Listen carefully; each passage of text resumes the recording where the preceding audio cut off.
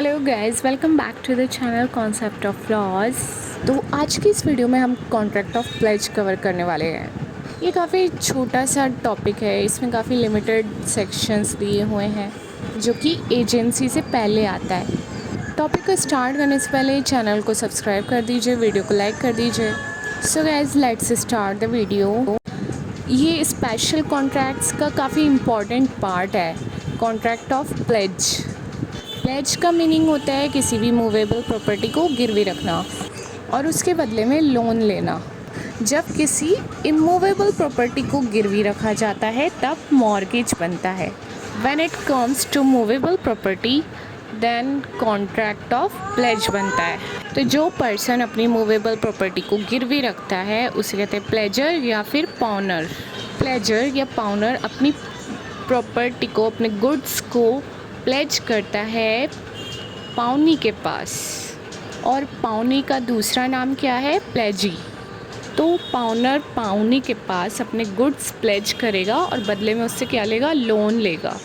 Benefit क्या हुआ पाउनी को कि पाउनी को उस लोन के बदले में इंटरेस्ट मिलेगा और उसके लोन की सिक्योरिटी के लिए पाउनर ने अपने गुड्स को प्लेज किया है।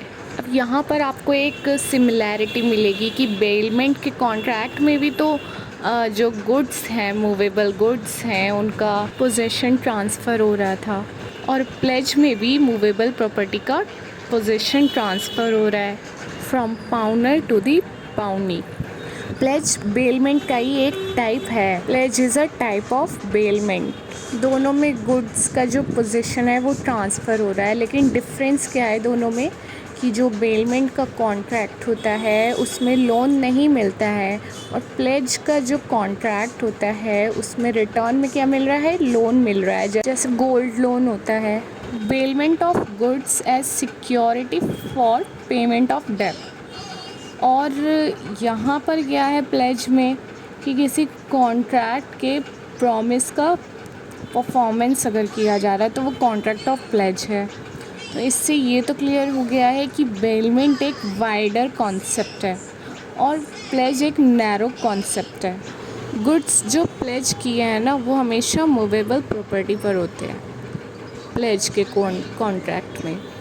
जैसे कि आपकी कोई डायमंड रिंग है, बैंक जाकर आप उस पर लोन ले लेते हो, या फिर कोई गोल्ड रिंग है तो उस पर आप लोन ले लेते हैं। प्लेज के कॉन्ट्रैक्ट में मूवेबल प्रॉपर्टी होगी और वो वैल्यूएबल्स भी हो सकते हैं और कोई डॉक्यूमेंट ऑफ टाइटल्स भी हो सकते हैं। डॉक्यूमेंट ऑफ टाइटल वो होते हैं जिससे कि हम किसी मूवेबल प्रॉपर्टी की ऑनरशिप ट्रांसफ़र कर सकते हैं, उन्हें कहते हैं document of title. Document of title के दो एग्जाम्पल हैं, रेलवे रिसिप्ट और bill of lading. Now we discuss bailment में और प्लेज में क्या डिफरेंस होते हैं। प्लेज के कॉन्ट्रैक्ट में बेलमेंट ऑफ पोजीशन तो हो रहा है, लेकिन यहाँ पर किस चीज़ के लिए? For specific purpose. यहाँ पर सिक्योरिटी फॉर अ लोन और परफॉर्मेंस ऑफ अ प्रॉमिस होता है। बेलमेंट में क्या होगा कि डिलीवरी ऑफ पोजीशन तो होगा कि मतलब जो गुड्स हैं उसको डिलीवर कर दिया, पोजीशन आपने डिलीवर कर दिया, लेकिन उसमें ये दोनों चीज़ें नहीं होंगी except to these two purpose, जैसे ये स्पेसिफिक परफॉर्मेंस और ये लोन। जैसे कि आपने अपने फ्रेंड को पढ़ने के लिए बुक दी तो वो भी एक बेलमेंट हो गया, उसके रिटर्न में आपको कोई लोन नहीं मिल रहा है। ये ग्रेचुइटस नेचर का है जिसमें कंसिडरेशन इन्वॉल्व नहीं होता। कार सर्विसिंग के लिए दी, मोबाइल फ़ोन ठीक करवाया, या फिर जैसे कि ड्राई क्लीनर को क्लॉथ्स दिए, ये सब क्या है? बेलमेंट है।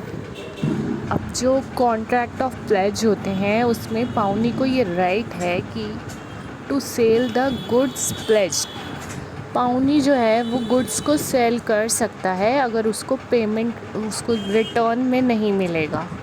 लोन जिसने लिया है वो लोन अगर नहीं पे कर पाएगा तो उसका जो गुड्स है, जिसका पोजीशन पाउनी के पास है, तो वो उसको सेल कर सकता है।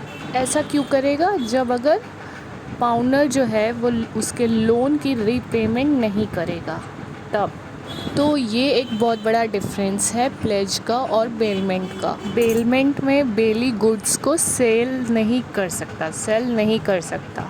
अगर बेलर उसको पेमेंट नहीं करेगा तो बेली जो गुड्स हैं उनको रिटेन करके अपने पास रख सकता है, लेकिन सेल नहीं कर सकता है। जैसे कि कार आपने सर्विसिंग के लिए दी और आपने उसको पेमेंट नहीं किया, उसका जो चार्ज था पेमेंट आपने नहीं किया, तो वो उसको रिटेन करके तो रख सकता है, लेकिन उसको सेल नहीं कर सकता।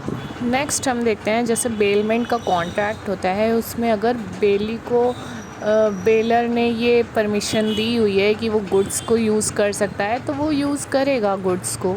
जैसे कि आपने अपने फ्रेंड को बाइक दी, तो वो बाइक राइडिंग पर निकल गया है और राइडिंग करने के बाद उसने आपको वापस रिटर्न कर दी, बाइक आपकी रिटर्न कर दी, तो ये तो बेलमेंट हो गया।